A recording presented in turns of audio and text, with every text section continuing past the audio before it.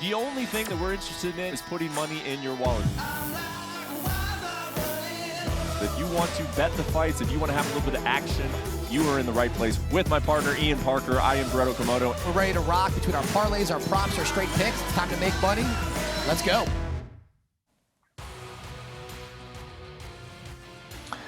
It is the first episode of UFC Best Bets for 2024, and we are back in Las Vegas. You see the strip there, home to T-Mobile Arena, home to UFC headquarters, and also home to the UFC Apex, which is where the UFC will start its schedule into the new year with a light heavyweight main event between Magomed Ankalaev and Johnny Walker. Hello, everybody. Hope that your 2024 is off to a good start. I am Brett Okamoto, alongside, as always, Ian Parker. We are starting the year doing what we love to do, and that is giving you advice on how to make some cash at UFC Fight Night. Ian Parker, before we get into your picks, I want to just say, optimism for 2024. I got to believe that you have a lot of it coming into this year, yeah?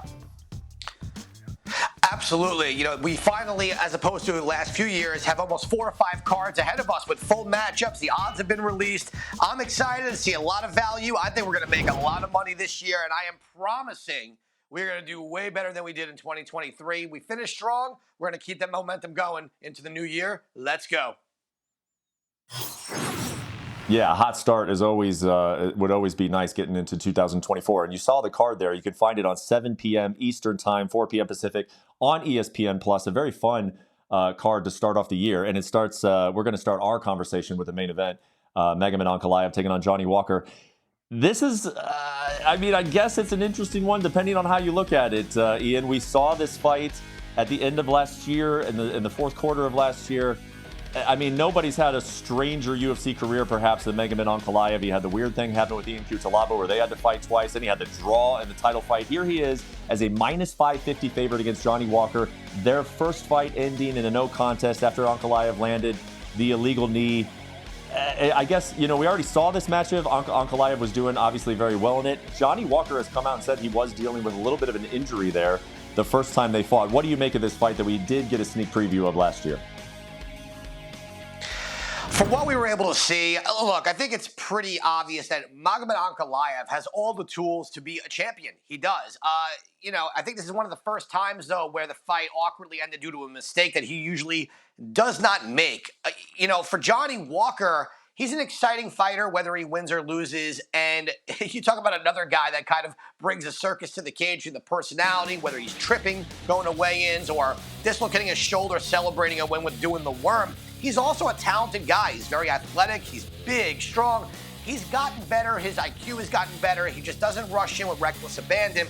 However, this is one of those fights where I feel like he kind of has to tap into that to get past someone with a very high fight IQ in Magomed Ankalaev. And look, Brett, I think you know this just as well as anyone.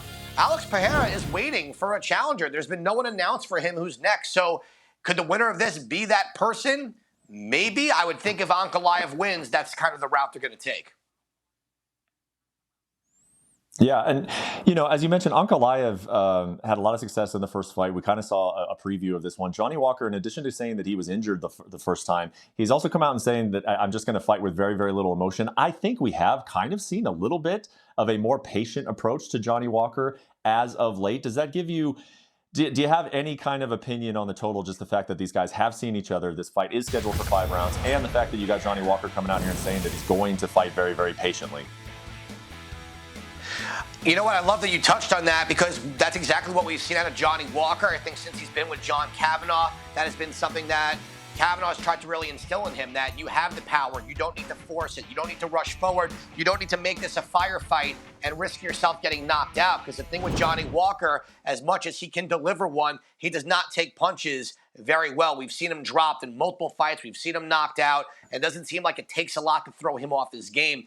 For me, I love over 1.5 in this fight because Ankalaev, as dangerous as he is, he does not force or press the action. If he lands something, he'll go in, he'll control. And that's what happened in the first fight. He landed that body shot.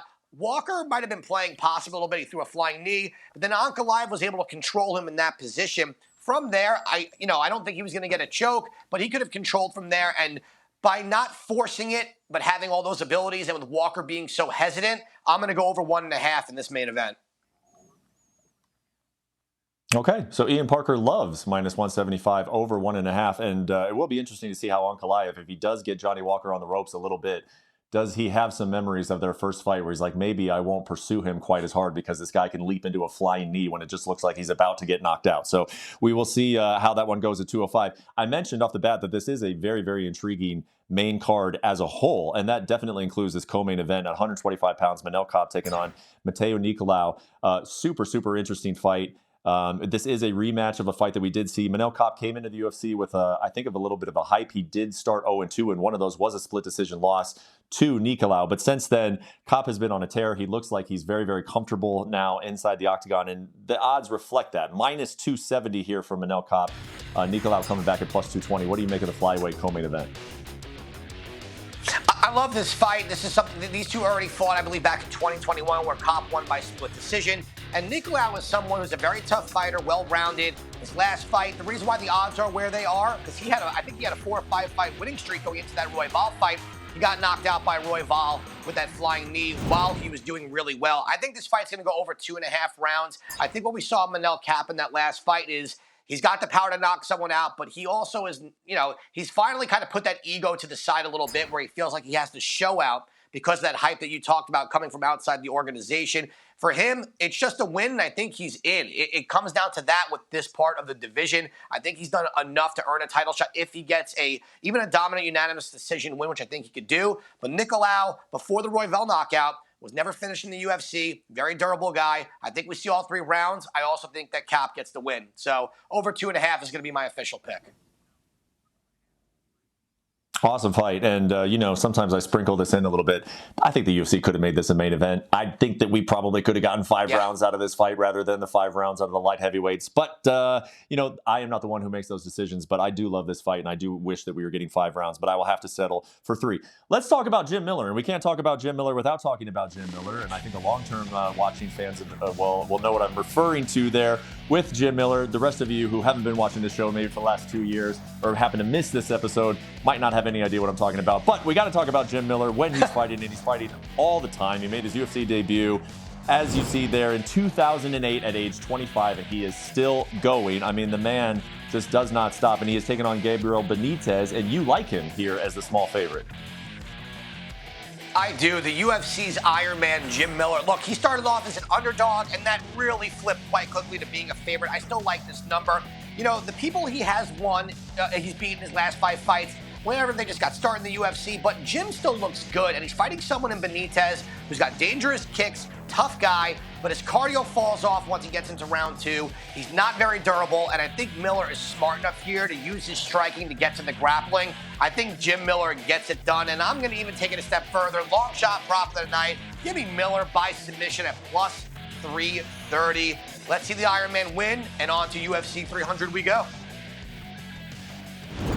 All right, so not only is the man still competing, but Ian likes his chances here this weekend. How about what might be the most interesting fight on the card? Ricky Simón taking on Mario Bautista. Bautista, big step up in competition here. This should be a fire fight. You like Ricky Simón here over Mario Bautista? I do, and Batista's been someone that we've cashed a bunch of times. But you know what? What I've seen out of Batista, what makes me a little bit nervous, he gets taken down way too easily. We saw it with Guido Canetti. We've seen it in other fights. And Ricky Simón is just a different animal with a different pace, much better wrestling. I think he controls this from the top. I'm going Ricky Simón with the experience in the wrestling to get it done in this one. Okay, and then perhaps maybe a frustrating name for a handicapper like yourself, Phil Hawes, who has, of course, all the potential in the world, but he has had some setbacks, taking on Bruno Ferreira. You like Phil Hawes to get it done here, though? Okay, so I want to be very clear. This is a lean. This will not be a best bet. This will not be an official pick. However, to your point, very frustrating. He's got so much potential, so much athleticism, and such good wrestling. But his chin is made out of glass. He's fighting someone, Ferreira, who really can throw. We saw it against RoboCop. But Hawes has got so much better wrestling, and Ferreira is not a threat off his back. I have to think for Hawes to keep his job in the UFC. He's got to wrestle, hold him there, and get it done that way. I'm going to take Hawes at plus money. But, guys, that's a risk. This is not one of those fights where I'm very confident in with either guy. Well, I think it's the right breakdown. If he does have the better wrestling, and like you mentioned, that his job may be dependent on it, perhaps he goes out there and tests the wrestling. If he can get the guy down, then you're getting good value there at plus 110. Let's move on to the prelims. You can find those on ESPN Plus as well. Those are at 4 p.m. Eastern, 1 p.m. Pacific. Go ahead and run us through our prelim picks for this Saturday, Ian. You got it, Brett. So Waldo Cortez Acosta, look, we know this guy's got the power, and Arlovsky, he might have found the fountain of youth, but his last 2 fights, he's gotten finished. I'm going to go with TKO or KO at minus 175, and I'm going to make that my prop of the night. He's got that right hand cross that it's almost like throwing a fastball. Arlovsky at some point, just age is a factor, and I think it's catching up to him. We're going to go there. Next fight, Selmasberger versus Parson. Look, with Selmasberger, his last 5 fights all went to round 3, whether it ended or not. And with Parsons, 2 or 3, I'm going over 1.5 there. Marcus McGee and Gaston Bolaños, this is a very interesting fight. I don't think Bolaños should be that big of an underdog. I think this is going to be more competitive than people think. Let's go over 2.5 rounds there. Basharat versus Lapidus. I'm going to go Basharat here. You know what? It's a very interesting fight. I think the control in the wrestling is where he gets it done. Gene Silva minus 1,500. Look, I think we all know at this point, that's not a bettable fight. If you could find the win by TKO or KO at nice odds, that's the play. If not, stay away from that fight. Last but not least, we're going to go with the 2 favorites. We're going to go with Nolan and Van. Spoiler alert, they will be in the parlay because that money line is too high for me to take them straight. And you can see there the odds are provided by ESPN Bet, which I just love. I love that ESPN is getting more into that space. And what it does for this show and what it does for our viewers as well. So let's go ahead and continue with the 2024 breakdown. The first 2024 breakdown, where are we going for our first Parker parlay? Brett, I couldn't find an exact long shot here, so what I tried to do was I took actually 2 parlays that I was going to do 3 and 3, and I said, you know what, let's slap them together. Let's get some pretty good odds here, and let's try to get out in front at the beginning of the year. Let's go Ankalaev money line, Manel Cap money line, Acosta money line, and then on the prelims, Basharat Lapidus over 2.5 rounds, Tom Nolan and Josh Van at plus 336 on a 6-leg parlay.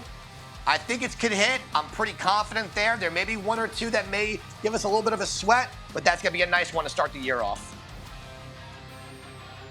Okay, starting off with a 6-teamer for the parlay. I like it. And then for our best bets, which is really our bread and butter, where are we going with the best bets to start off the year?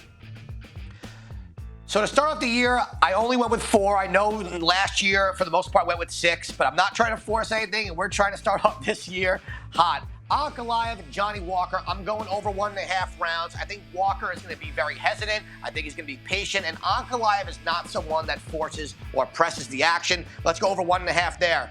All reliable Iron Man, whatever you want to call him, Jim Miller, he's going to be our guy this week in more ways than one. I love him in this fight. The striking is there. He's just got to worry about Benitez's leg kicks. Otherwise, he's got the advantage in cardio, durability, submission game. I think he gets it done. Ricky Simone, this is where I would stop at the number. Minus 190 was higher than when I looked at it earlier, but the wrestling game is where Bautista really is not at his best. He's a throw off his back. Ricky's got the experience, great ground and pound. I like that. And last but not least, very early on the card, Matt Selmasberger, Preston Parsons, over 1.5 rounds. And that's going to be our 4 plays, our best bets to start off 2024. It's just crazy, man. 15 years after Jim Miller has made his UFC debut. I mean, we're going on 16 years now. He is a best bet in our UFC Best Bets show, and we're already talking about him potentially fighting on UFC 300 in April because, that's what the guy does. He just turns around and fights every few months or so. UFC 100, UFC 200, UFC 300. What a guy, that Jim Miller. And what a guy, Ian Parker, sitting down and giving us all of the gambling expertise for the first card of 2024. There are so many more to come, including a pay-per-view in Toronto next week. We will be there in person to break down that big fight card. But until then, enjoy the fights this weekend. We will see you next week in Toronto. Take care.